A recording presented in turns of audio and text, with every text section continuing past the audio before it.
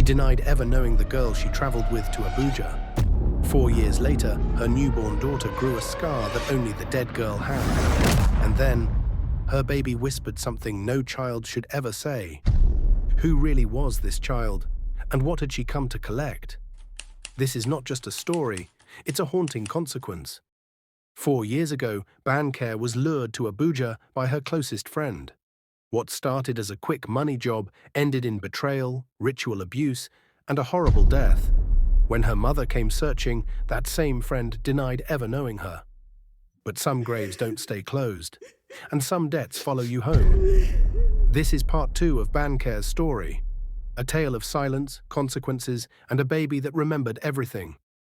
4 years after Bankare's death, Amaka Okafor Williams was living the life she had always dreamed of. Mrs. Senator's wife, Instagram verified, 2.3 million followers, brand ambassador for luxury skincare.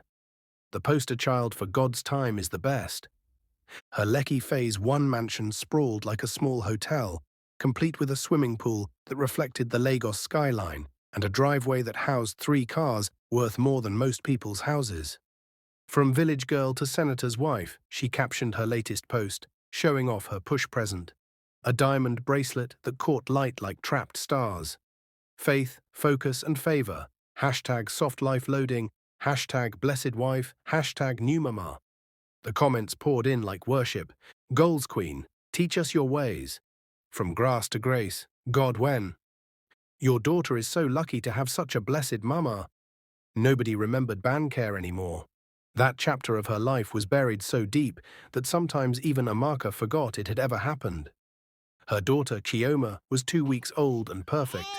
10 tiny fingers, 10 tiny toes, and skin like fresh honey. Senator Williams couldn't stop staring at his firstborn, his political career finally complete with the perfect family portrait. She looks just like you, he said, cradling the baby against his expensive agbada, beautiful like her mama. Amaka smiled, but something cold crawled up her spine.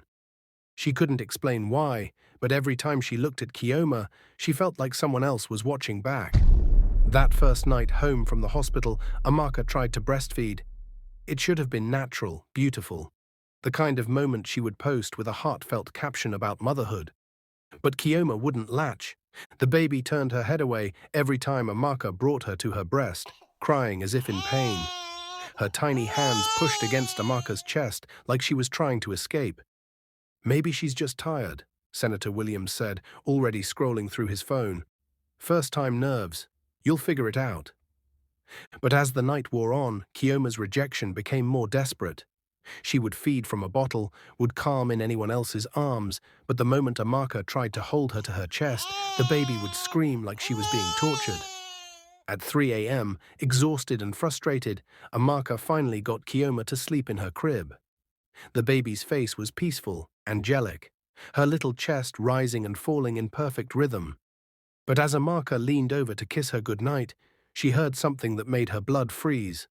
A whisper, soft as breath, coming from her newborn daughter's lips. "Don't forget me." Amaka jerked back, heart hammering.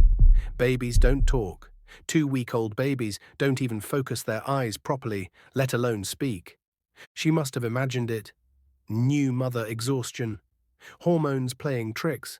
But as she backed away from the crib, Chioma's eyes opened and seemed to look directly at her. And for just a moment, they weren't the milky blue of a newborn. They were brown, familiar, accusing.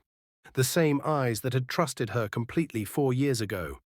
Amaka woke up the next morning with pain in her chest. It started as a dull ache, the kind she remembered from her teenage years when her body was still changing. Nothing serious, probably just her milk coming in properly. But as the days passed, the ache grew sharper, more insistent. Her right breast felt heavy, swollen, like something was trapped inside trying to get out. "It's normal," the family doctor assured her during a house call. "First-time mothers often experience discomfort. Are you pumping regularly?" Amaka nodded, though the truth was more complicated. Every time she tried to pump, the machine would break. The suction would suddenly become too strong, or the bottles would crack, or the electricity would cut out just as she began, And Kioma still wouldn't breastfeed. The baby had developed a disturbing habit of staring at Amaka's chest with an expression too knowing for an infant.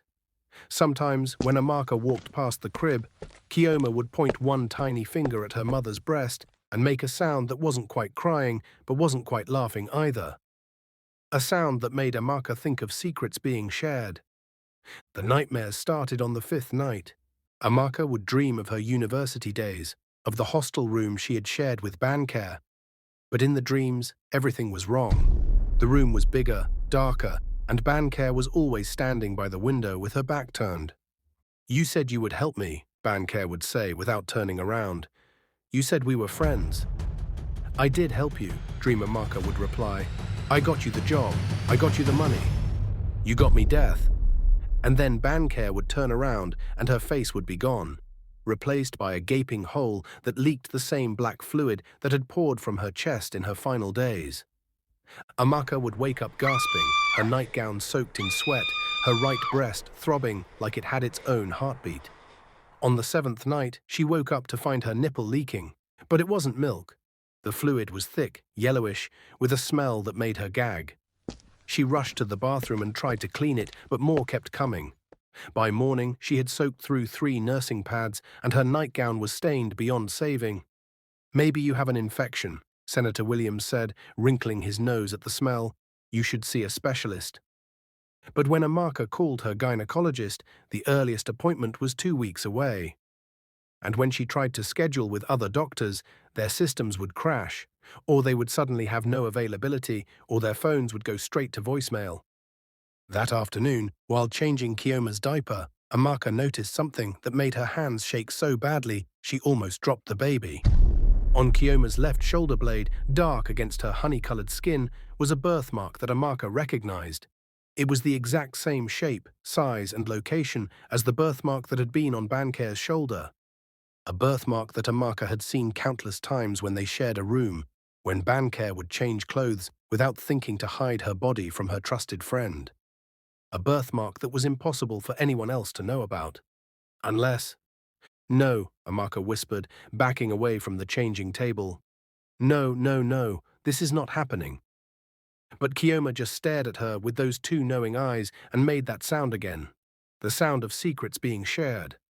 Amaka spent the night scrolling through her old photos, looking for proof that she was losing her mind. But there it was, in a group picture from their 2nd year. Bancare in a backless dress at someone's birthday party, her arm around Amaka's shoulders, both of them smiling like they owned the world. And there, clear as daylight on Bancare's exposed shoulder blade, was the same crescent-shaped birthmark that now decorated Kioma's skin. Amaka zoomed in until the pixels blurred, but there was no denying it. The shape was identical. The placement was perfect. Even the small dot at the bottom curve matched exactly. Coincidences happen, she told herself, pacing the master bedroom while Senator Williams snored peacefully. Birthmarks can be similar. It doesn't mean anything. But even as she said it, she didn't believe it. The next morning, she tried to hide the birthmark with concealer, telling herself she was just being paranoid. But the makeup wouldn't stick. It would slide off Kioma's skin like oil on water, no matter how carefully Amaka applied it. "Why are you putting makeup on a baby?" her mother-in-law asked, walking into the nursery unannounced, as wealthy Lagos mothers-in-law tend to do. Mama Williams was a tough woman who had survived military regimes, economic collapses, and 30 years of Nigerian politics. Nothing fazed her, until she saw Kioma's birthmark. "Jesus Christ," she gasped, nearly dropping her designer handbag. "What is that on her back?" "Just a birthmark, Mama," Amaka said quickly. "The doctor said it's completely normal." But Mama Williams was staring at the mark like it was a snake about to strike. "That is not normal," she said, her voice low and troubled. "I have seen things in my time, Amaka. I have seen marks that children carry from other lives. This is not a birthmark. This is a signature." "A signature? Someone else's mark on your child's body. We need to see a babalawo immediately." Amaka's blood turned to ice. The last thing she needed was her mother-in-law bringing traditional healers into her perfect life. But before she could protest, Kioma began to cry. Not the normal cry of a hungry or uncomfortable baby, but a sound that seemed to come from somewhere deeper, a wailing that made the windows rattle and the dogs in the compound begin to howl. And as the baby cried, the birthmark on her shoulder began to darken, spreading slightly, like ink bleeding through paper. That night, Amaka dreamed of Bankare again. But this time, she wasn't alone. "You told my mother you didn't know me," Bankare said, standing at the foot of Amaka's bed with her arms crossed. "You looked her in the eye and lied." "I had to," Amaka replied. "I had a life to protect." "And what about my life? What about my mother's life? Do you know what happened to her after you denied me?" Amaka didn't want to know, but Bankare told her anyway. She stopped eating, stopped sleeping, spent every night crying and asking God why her daughter's friend would abandon her in her greatest hour of need. She died 6 months after me, Amaka. Died of a broken heart, wondering why you turned your back on us. The news hit Amaka like a physical blow. She had never thought to check what happened to Bankare's family after she denied knowing her. "I'm sorry," she whispered. "I didn't know." "You didn't want to know. There's a difference." Bankare moved closer to the bed, and Amaka could see that her face was exactly as it had been in life. Beautiful, trusting, full of the kind of hope that poverty couldn't kill. "But now you'll understand what it feels like to love someone and watch them slip away. Now your daughter knows me. And through her, I'll teach you what you taught my mother." "What do you mean?" Bankare smiled, but there was no warmth in it. "She's not just your daughter anymore, Amaka. She's ours." Amaka woke up screaming, and in the nursery, Kioma had developed a second mark. This one spread across her chest, dark and raised, in the exact pattern of swelling that had consumed Bankare's body in her final days. Amaka knew she needed help, but she also knew she couldn't involve anyone from her current life. Senator Williams would think she was having a postpartum breakdown. The family doctor would prescribe antidepressants. Her mother-in-law would spread gossip across political Lagos faster than wildfire. But she remembered Pastor Kunle. He had become famous in the years since Bankare's death, his small church in Akure growing into a nationwide ministry. Pastor K, as he was now known, had his own television show, a best-selling book about spiritual warfare, and a reputation for solving impossible cases. If anyone could help her, it was him. Amaka drove to Akure in secret, leaving Kioma with the nanny and telling her husband she was visiting an old friend. The 4-hour drive gave her time to craft her story, to figure out how to explain what was happening without revealing the whole truth. Pastor Kunle's new church was a massive complex that could seat thousands, complete with LED screens, professional lighting, and a parking lot full of expensive cars. This was not the small, humble building where Bankare's parents had brought their dying daughter. But when Amaka was finally ushered into his private office, she saw that Pastor Kunle himself hadn't changed much. He was still the same quiet, piercing man who seemed to see straight through people's lies to the truth underneath. "Mrs. Williams," he said, not rising from his desk, "I have been expecting you." "Expecting me?" "For 4 years, I have prayed for the day when you would come seeking forgiveness, though I had hoped it would be for repentance, not for rescue." Amaka's carefully prepared story died in her throat. Somehow he already knew. "Pastor, I need your help. My daughter, something is happening to her. Strange marks are appearing on her body, and I think it might be spiritual." Pastor Kunle studied her for a long moment, then shook his head. "I cannot help you." "But you helped Bankare's family. You tried to save her." "I tried to save Bankare because she was innocent, because she was deceived by someone she trusted, someone who led her into darkness and then abandoned her to die in it." His words hit like physical blows.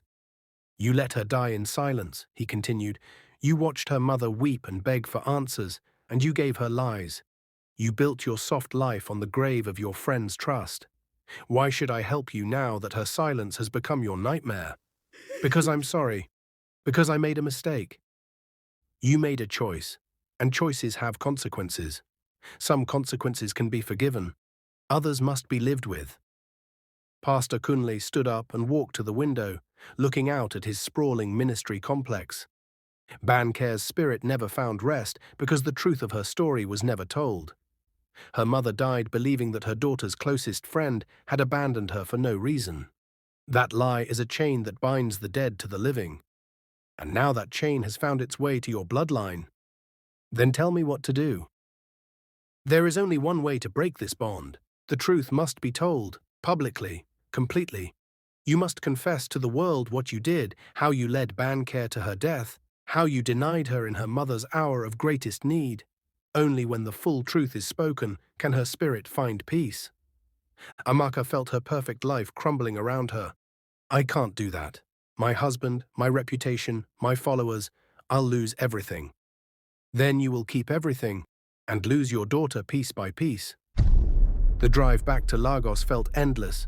Amaka's mind raced with possibilities, alternatives, ways to fix this without destroying the life she had built. But that night, as she bent over Kioma's crib to check on her, her daughter opened her eyes and spoke in a voice that was not her own. At just 2 months old, Kioma looked into her mother's eyes and whispered something no infant should know. It's happening again. And as Amaka watched in horror, Kioma's chest began to rise and fall in an unnatural rhythm, as if something inside her was growing larger with each breath. The changes in Amaka became impossible to hide. Her right breast was now constantly leaking a fluid that smelled like death itself. No amount of perfume could mask it, no nursing pad could contain it. She took to wearing dark colors and keeping her distance from people, but in Lagos high society, distance was a luxury she couldn't afford. "Are you feeling all right, darling?" asked Mrs. Adebayo at the monthly wives' luncheon. "You seem different." Amaka forced a smile and excused herself to the bathroom, where she discovered that the smell had followed her.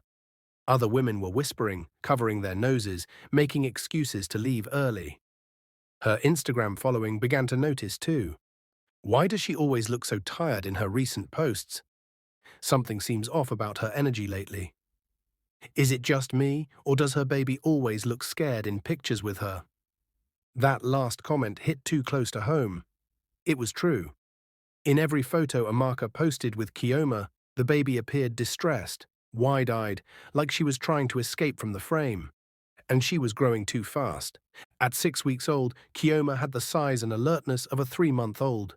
She tracked movement with her eyes, seemed to understand conversations, and had developed the disturbing habit of pointing at her mother's chest and making sounds that almost formed words.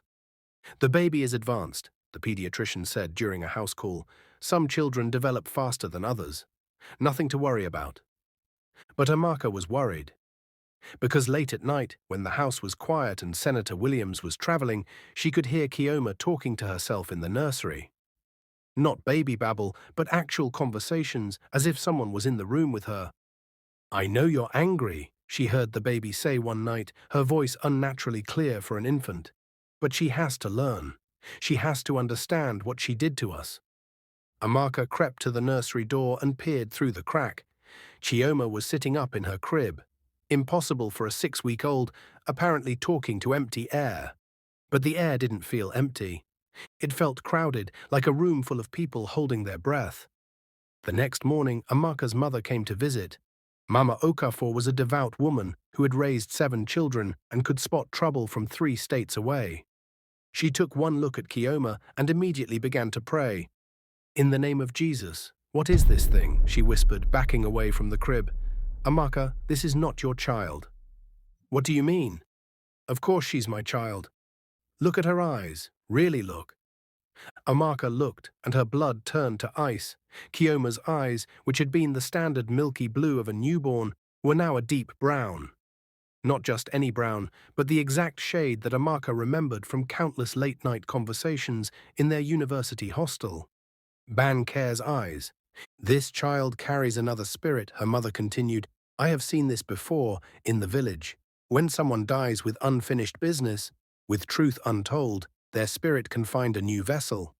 Usually it passes after a few days, but this—" She shook her head. "This is different. This is strong. This spirit has taken root." That afternoon, while her mother watched the baby, Amaka locked herself in her bedroom and tried to video call Pastor Kunle. She would confess, she decided. She would tell the world the truth about Bankare and accept whatever consequences came. But every time she tried to record a video, her phone would break. The screen would go black, the audio would cut out, or the file would disappear before she could upload it.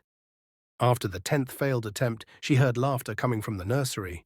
Adult laughter, coming from her 6-week-old daughter. That night, Amaka woke up to find Kioma missing from her crib. She and Senator Williams searched the entire compound, called security, contacted the police. But it was Amaka's mother who found the baby. She was in the garden, sitting peacefully under the mango tree, completely unharmed, but clutching something that made Amaka's heart stop. A small, worn teddy bear that Amaka recognized immediately. It was Banker's childhood toy, the one she had kept on her hostel bed, the one that had been buried with her. But somehow, impossibly, it was here, in her daughter's arms, still smelling of grave dirt. The DNA test results came back on a Tuesday that felt like the end of the world. Dr. Adeyemi, Nigeria's most respected geneticist, stared at the papers with the kind of confusion that comes from seeing something science cannot explain. "Mrs. Williams, I've run this test 3 times. The results are unprecedented." "What do you mean?" "Your daughter shows dual maternal markers. Genetically, she appears to have 2 biological mothers." Senator Williams, who had insisted on being present for the results, laughed nervously. "That's impossible, science fiction." "I agree that it should be impossible, but the markers are clear. There's your DNA, of course, but there's also a secondary maternal signature that I've never seen before. It's as if another woman's genetic code has somehow integrated itself into your daughter's cellular structure." Amaka's hands shook as she held the test results. She knew exactly whose DNA had found its way into her daughter. "What does this mean for Kioma?" Senator Williams asked. "I honestly don't know. Medically speaking, she's perfectly healthy. But these readings, they suggest something that science doesn't have a framework for yet." That evening, Pastor Kunle arrived unannounced at their Lekki mansion. His presence in their marble foyer felt like a reckoning. "You called for help," he said simply, "and help has come, but not the kind you want." He looked at Kioma, who was being held by her nanny, and his face grew grave. "The child is not possessed. She is shared. Banker's soul has lodged itself into your bloodline, Mrs. Williams. She is no longer just your daughter. She belongs to both of you now." "That's impossible," Senator Williams said, though his voice lacked conviction. "Is it? Your wife led an innocent girl to her death and then denied all knowledge of her when her mother came begging for answers. That kind of betrayal creates spiritual debts that compound across generations. Banker's spirit cannot rest because the truth of her story was buried with her mother's broken heart." Pastor Kunle turned to Amaka. "You have one chance left. Confess publicly. Tell the world exactly what happened in Abuja. Accept responsibility for your role in Banker's death. Only then can she release her claim on your daughter." "And if I don't?" "Then you will watch your daughter grow up as someone else's child. Banker will raise her from within, teach her to hate the woman who gave birth to her, turn her against you in ways that will break your heart every single day." Senator Williams had heard enough. "This is madness. You're talking about spirits and curses like we're living in the Dark Ages. My wife is clearly having a postpartum breakdown, and you're feeding into her delusions." He turned to Amaka. "I'm having you evaluated by a psychiatrist, and I'm filing for temporary custody of Kioma until you get the help you need." But before Amaka could respond, Kioma spoke. Not in baby talk, not in the unclear sounds of an infant, but in perfect, clear English. "Papa, the woman who birthed me is not crazy. She's just finally meeting the consequences of her choices." The room went silent. "Ask her why she lied about Abuja. Ask her why she let my friend's mother die of a broken heart. Ask her why she built her soft life on my grave." Senator Williams stared at his 2-month-old daughter in horror. "Ask her," Kioma continued in that impossible adult voice, "and then decide who's really crazy here." The video went viral within hours. Amaka's maid, who had been recording what she thought would be a cute family moment, captured the entire exchange. Kioma speaking in full sentences, making accusations that no infant should be able to make, using words and concepts that were beyond any 2-month-old's vocabulary. Senator's baby speaks like adult, accuses mother of murder. Punch newspaper. Viral video. 2-month-old makes shocking claims about Abuja ritual. Premium Times. Hashtag what did Amaka do in Abuja? Trends as baby's words spark national debate. The Cable. The video was shared millions of times. Nigerian Twitter exploded with theories, accusations and demands for answers. Amaka's Instagram comments became a war zone. We always knew something was off about her success story. That baby is speaking someone else's words. What happened in Abuja? Who did she kill? But it was one comment that made Amaka's blood freeze. I remember a girl named Banker who died mysteriously after a trip to Abuja. Her mother came looking for her roommate Amaka, but the girl denied ever knowing her. Could this be connected? The comment was from someone claiming to be a former University of Calabar student. And suddenly, pieces of a 4-year-old puzzle began falling into place for thousands of strangers on the internet. Within hours, hashtag Justice for Banker was trending alongside hashtag What did Amaka do in Abuja? Someone had found old photos of Amaka and Banker together on campus. Someone else had contacted Banker's extended family, who confirmed the story of her mysterious death after an Abuja trip. A former classmate posted about how Amaka had suddenly come into money during their final year, buying expensive clothes and electronics on a student budget. The internet had done what Nigerian police couldn't or wouldn't do. It had connected the dots. Senator Williams tried damage control, hiring the best PR firm in Lagos, but the story had too much momentum. His political opponents seized on the scandal, calling for investigations into his wife's past and questioning his judgment in marrying someone with such a dark history. I don't know what you did, he told Amaka as they watched their reputation crumble on live television, but fix it, or you'll lose more than just your daughter. That night, Amaka tried one last time to record a confession video, but every time she opened her mouth to speak the truth, no sound would come out. Her voice was gone, stolen by the same force that had given it to her infant daughter. Kioma, meanwhile, had begun speaking regularly. Visitors said she seemed to understand everything, too much for her age. Her eyes followed every word like she'd heard it all before. She'd smile at political debates and flinch at lies, like someone who'd already lived and died once. But she would only speak to other people. When Amaka was alone with her, Kioma was silent. The message was clear. The truth would not come from Amaka's lips. It would come from her daughter's. 3 days after the video went viral, another visitor arrived at the Lekki mansion. Mama Adebayo, Banker's mother's sister, had travelled from Akure with fire in her eyes and justice in her heart. "You are the one," she said, pointing at Amaka with a trembling finger. "You are the friend who denied my niece, who watched my sister die of heartbreak." "I don't know what you're talking about," Amaka tried to say, but the words came out as whispers. Mama Adebayo looked at Kioma, who was sitting in her high chair, observing the confrontation with adult eyes. "Banker, my child," she said softly, "is this the woman who led you to your death?" Kioma nodded solemnly.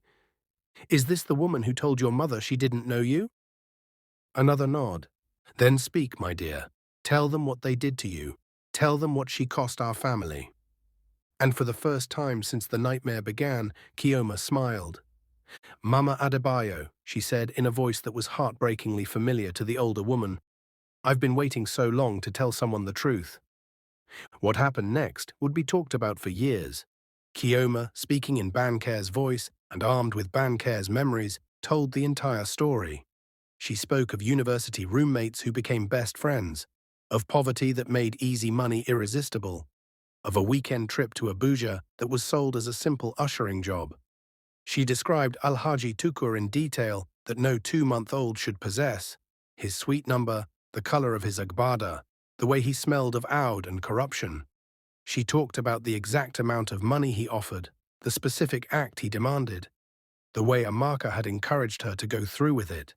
She said it was just business, Kioma said, her baby face somehow conveying the betrayal that Banker had felt. She said rich men like that always made strange requests, but the money was real. She said I was overthinking it. The room was silent except for Mama Adebayo's quiet weeping.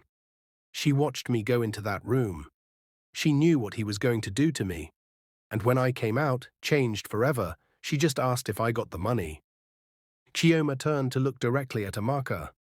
She never asked if I was okay, never checked on me when I started getting sick, never visited me in the hospital when my body began to rot from the inside, and when my mother came begging for help, begging for answers, begging for justice. She looked her in the eye and said she had never heard my name. Mama Adebayo was live streaming the entire conversation on Facebook.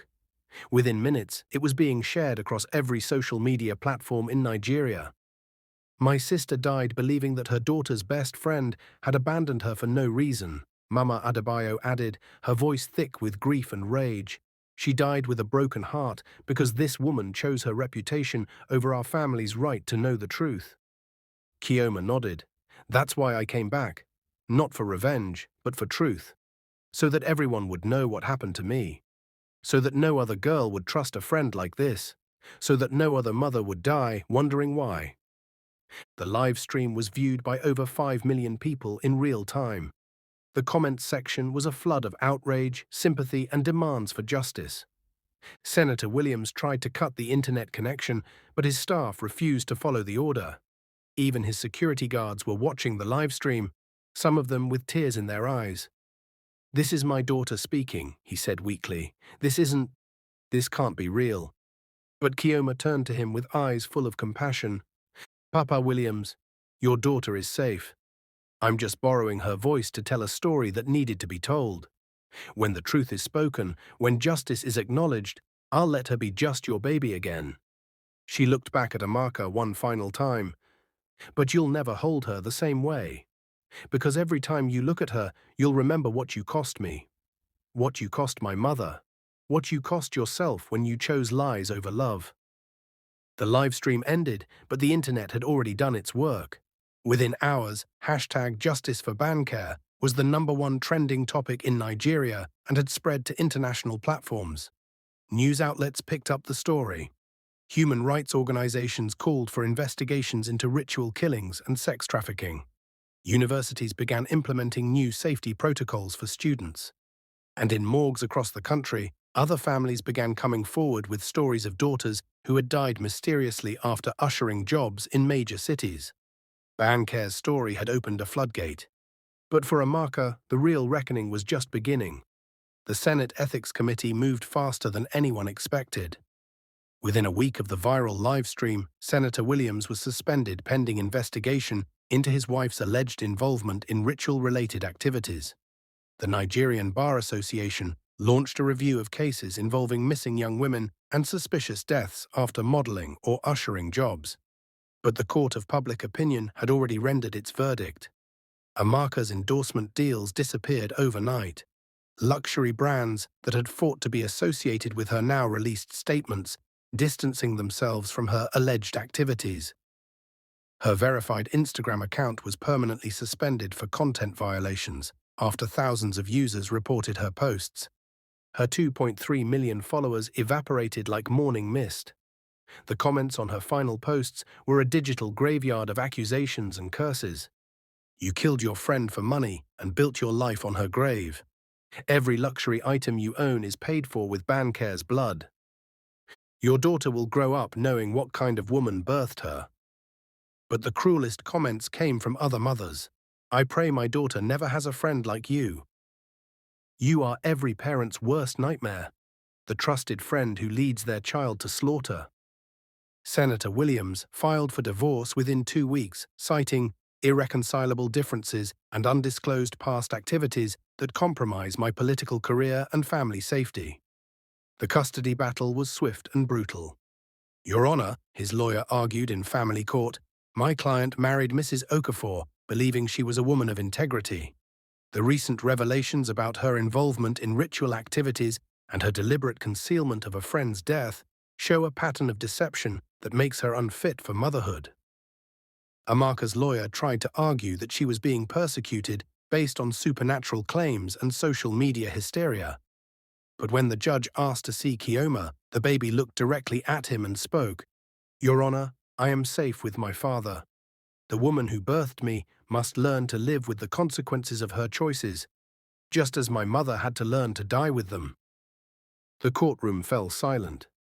The judge, a grandfather of 6 who had seen everything in 30 years on the bench, stared at the infant who spoke like a philosophy professor. "In 40 years of family law," he said quietly, "I have never encountered a case like this. But the child's welfare must be paramount. Custody is granted to the father, with supervised visitation for the mother. Amaka was allowed to see her daughter for 2 hours every Saturday, in the presence of a court-appointed supervisor. But Kioma never spoke to her during those visits. She would sit quietly, playing with toys, occasionally looking at Amaka with eyes that held no recognition, no warmth, no connection. It was as if she was looking at a stranger. 6 months after losing custody, Amaka's body began to betray her in ways that felt like cosmic justice. The infection in her right breast, which had never fully healed, suddenly worsened. The swelling returned with a vengeance, accompanied by a smell so foul that taxi drivers would refuse to pick her up. She moved from the Lekki mansion to a small flat in Surulere, her savings depleted by legal fees and the loss of all income. The neighbors complained constantly about the odor coming from her apartment. "That woman smells like a corpse," she heard one of them say. "She has brought something wicked to this compound." No doctor would treat her. They would take one look at her condition, shake their heads, and refer her elsewhere. Each referral led to another refusal, another door closed in her face. "This is beyond medical science," one honest doctor told her. "You need spiritual intervention, not surgery." But every pastor, imam, and traditional healer she approached would take one look at her and refuse. "You cannot be cleansed until you cleanse yourself," they would say. "Confess your sins publicly. Make restitution to those you have wronged. Only then can healing begin." But confession felt impossible. Her voice, which had been stolen the night she tried to record her statement, had never fully returned. She could speak, but only in whispers, and only about trivial things. Whenever she tried to talk about Bancare, about Abuja, about what really happened, her throat would close and no sound would come. The social media storm had died down, replaced by newer scandals and fresher outrage. But Amaka's story had become part of Nigerian internet folklore. She was referenced in memes about fake friends, cited in think pieces about women's safety, used as a cautionary tale in university orientation programs. She had become a ghost in her own life. 1 year after the livestream, on the anniversary of Bancare's death, Amaka woke up to find her chest had burst open. Not violently, like Bancare's had, but slowly, deliberately, like a flower blooming in reverse. The infected tissue split along invisible seams, releasing a flood of the same black fluid that had marked Bancare's final days. But instead of dying, Amaka survived. She lived with the open wound, with the constant drainage, with the smell of death that followed her everywhere. It was as if her body had become a living memorial to her friend's suffering. The message was clear. You wanted to live while she died. Now you get to experience both. 2 years after the custody ruling, Amaka received an invitation that broke what was left of her heart. "You are cordially invited to the christening of Bankola Adebayo Williams, beloved daughter of Senator Adebayo Williams and the late Bancare Adebayo."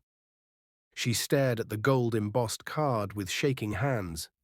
Somehow, impossibly, Senator Williams had legally changed their daughter's name. Kioma no longer existed. In her place was Bankola, a combination of Bancare and Ola, meaning wealth or honor.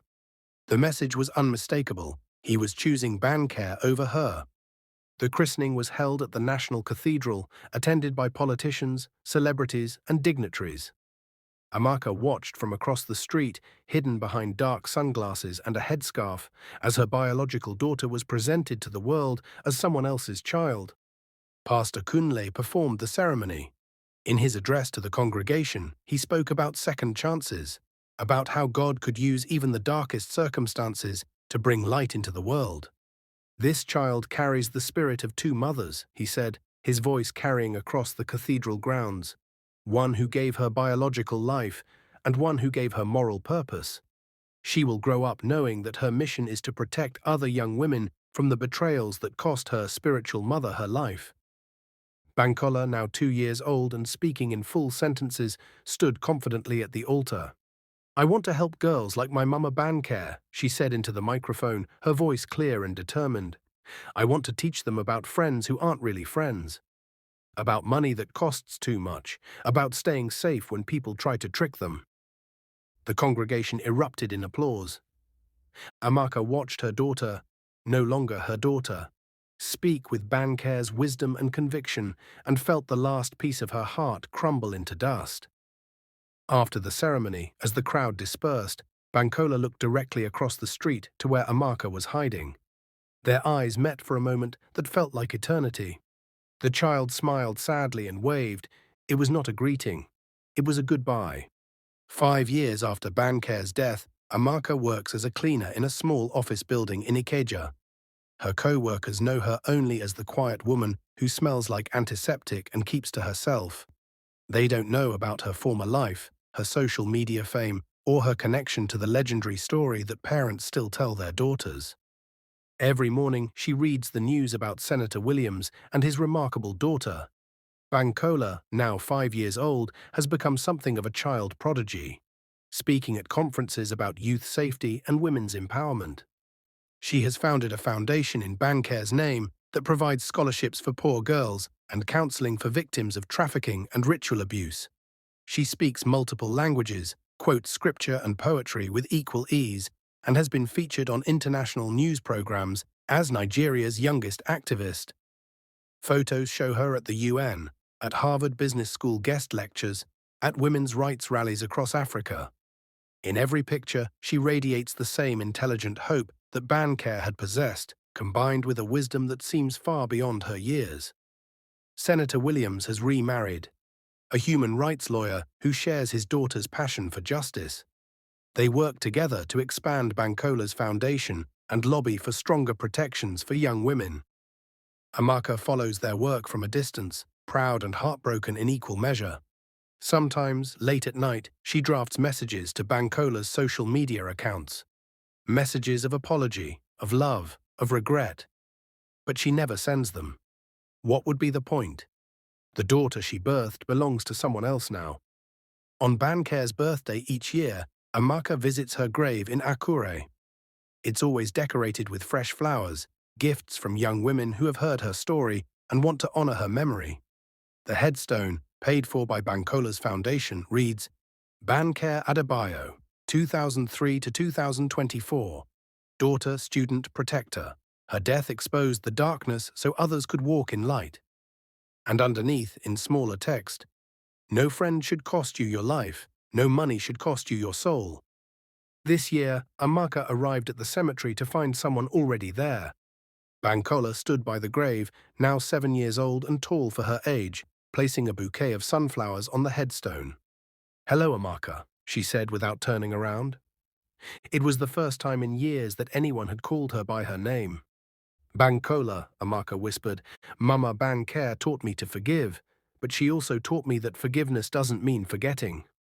I forgive you for what you did to her, but I'll never forget it, and I'll spend my life making sure other girls remember it too." She turned to face Amaka, and for a moment her eyes were purely her own. Not Bankare's, not possessed or shared, just a child looking at the woman who gave birth to her. "I know you love me," Bankola said softly, "but love without truth is just another lie, and Mama Bankare died because of lies." She walked past Amaka toward the cemetery gate, then paused. "I pray for you sometimes. I pray that you'll find peace, but I also pray that you'll never forget what your choices cost. Because remembering is the only thing that might save the next girl who trusts the wrong friend." And then she was gone, leaving Amaka alone with the grave and the weight of a truth she would carry forever. Today, the Bankare story is required reading in Nigerian secondary schools. Universities show the original live stream during orientation week. Parents share it in family WhatsApp groups with warnings to their daughters about false friends and easy money. The story has spawned documentaries, academic papers, and government policies about student safety and trafficking prevention. But more importantly, it has saved lives. Every year, dozens of young women post on social media about how Bancare's story stopped them from following suspicious friends to modeling jobs or ushering gigs in distant cities. I was about to say yes to easy money, but then I remembered Bancare. I remembered Amaka. I said no. My roommate tried to convince me to come to Lagos for a simple job. But Bancare's voice in my head said no. Thank God I listened. I almost trusted the wrong friend. Bancare saved my life from beyond the grave. Bankola, now 9 years old, continues her advocacy work. She has met with presidents and prime ministers, spoken at Harvard and Oxford, been featured on CNN and BBC, but she always ends her speeches the same way. I am not just Bankola Williams. I am also Bancare Adebayo's voice in this world. I speak for the girl who couldn't speak for herself. I warn about the friends who aren't really friends. I remind you that your life is worth more than any amount of money.